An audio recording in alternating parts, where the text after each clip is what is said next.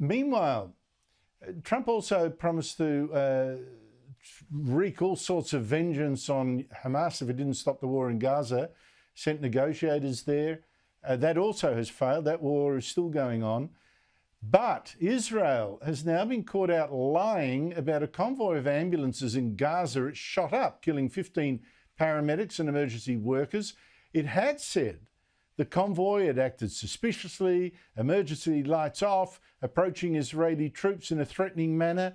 But now there's video taken from the camera that was on the body of one of the dead paramedics showing that was clearly not true. The convoy had really been looking for a missing ambulance, lights flashing. It had stopped before being shot, and the dead having their bodies buried before exhumed by UN officials.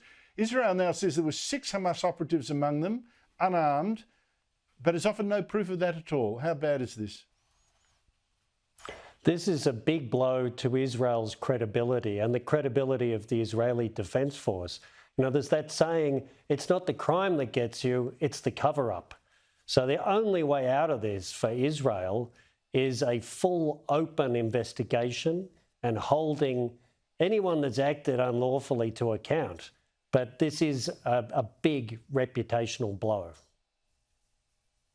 I think it's a shocker, and it's just so appalling.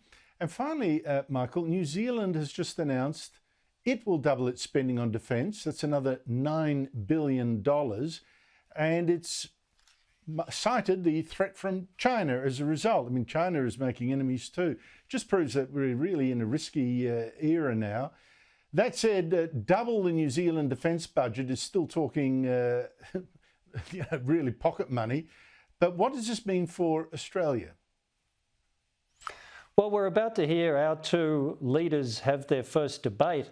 Isn't it an indictment on Australia and defence policy here that the New Zealand government is acting with clarity and decision, and we just aren't seeing that from either party here? Let's hope we're positively surprised tonight, because doubling New Zealand's defence budget takes political will and a clear-eyed understanding of the growing threat, and it comes at cost to where else they'd spend their money.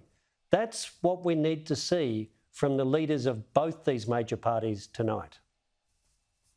Yeah, I don't want to praise New Zealand too much, of course, because apparently doubling their budget still gets them to only 2% of GDP, which is where we are, and that's still a long way short of the 3 to 5% that's probably necessary given the security uncertainties right now. Michael Shoebridge, thank you so much for your time.